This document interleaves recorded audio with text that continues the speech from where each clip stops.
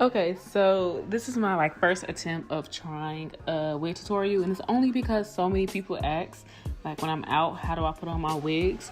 So you really gotta bear with me because most of this video is done with me looking in the mirror. So this is how I braid my hair. This is the hair pattern that I use. It's not like the neatest braids. It's not the smallest nor the smoothest, but it's what I do. For this, I'm pretty sure you guys seen the cap tutorial already, and how most people, because when I first started, I really didn't understand how they got their sides down so flat. But that's when I started to do the ear, like cutting a hole in the ear and just putting it around, and it makes it so much easier. It makes it so seamless. It's like it goes down a lot better on the sides. Now I still struggle with the sides when I do my frontals. However, it does go down like a lot more on the sides. So I do spray the Got To Be glue, and I want to say I do this like 2 or 3 times. I don't show it in the video, but I do it 2 or 3 times. Like first time, then I blow dry it, and then I do it again, and then I blow dry it, and I pretty much just do it until I feel like it's secured enough. You know, that doesn't necessarily mean it's the best, but you know, it's secured enough.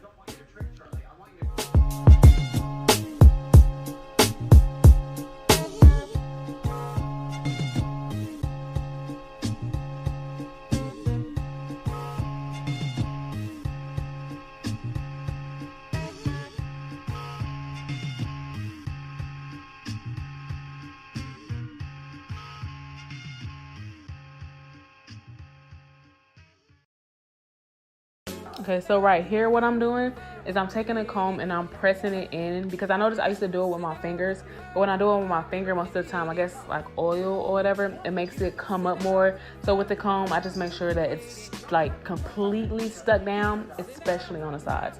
So that's what I'm doing with the rat tail side and also like the base of the comb. I do that going around the entire front side of my head.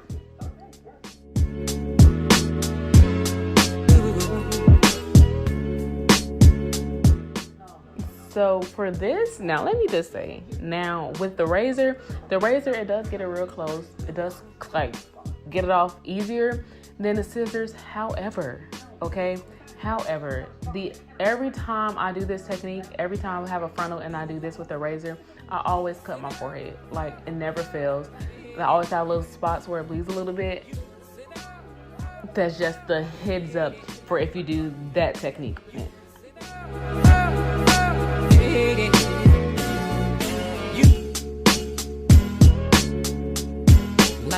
So for me, I'm very particular about how the frontal looks on my forehead, because as you can see, my forehead is rather large.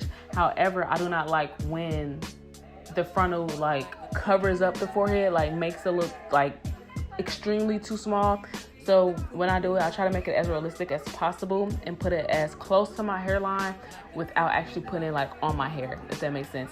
So that's why I was going back and forth, like cutting the sides down, just making sure that it actually lines up with my hairline, but it's a little bit forward. Because again, I'm just very, very particular about how my wigs look on my forehead. What I don't like, and this is with anybody's wig, when like they have big foreheads and then the thing is cut in half with a frontal.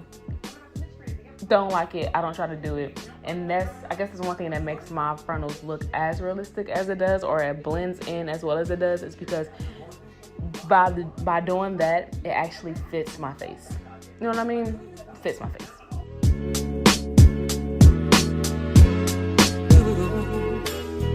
Sit down.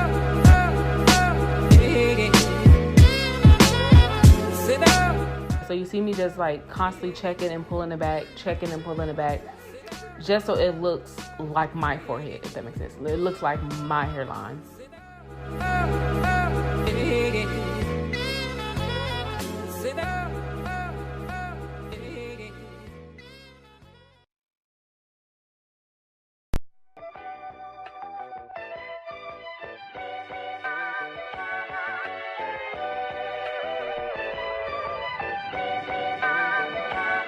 So again, I know it's not like a good frame of it or like a good shot, but for this I just put the Got To Be glue in dots at first, and then I blow dry that. Well, I spread it around, then I blow dry that, and then I do it again. So I do it, I want to say 3, at the most 4 times, depending on how well I want it to stick. And that's just how I do that's how I lay my frontal down. But I don't use the blow dryer when I let it dry. I pretty much just like walk off and do whatever I'm doing around the house, or like watch TV a little bit and then put another layer on instead of using the blow dryer. Because I noticed that when I do use the blow dryer, sometimes the like previous layer, it either dries too fast that when I put a second layer on there, it's like irritating for me. Again, I'm very particular about when I do my hair and when I do my frontals. So that's just a way that I do it that I notice for me, it works a lot better. See, like this, as you can see, my forehead is big. And even with my frontal on it, I get it as close to my hairline as possible, just because for me, that's what makes me feel more comfortable having it actually mirror my actual hairline instead of having it bring my hairline down. Because my forehead is not small. My face is not fit for a small forehead. So that's why I do my frontals so far up or so close to my hairline, because it makes it look more realistic and it fits my face more. Well, better. And right here, as usual, just get into the edges. So a lot of this is cut out because I'm in the mirror. I get really close to the mirror when I do my edges, but that's how this turns out. Now, I would say that this, from the video in the beginning, was when I first got my wig, and this is the very last time that I wore my wig. This, I want to say, the wig lasted me for about 6, maybe 7 months before, like, in the front, it started to kind of like bald in the front. So that's why I don't wear this. This is actually my last time wearing the wig. I don't wear the wig anymore. And as you can see, I got like as much life as I could out of it.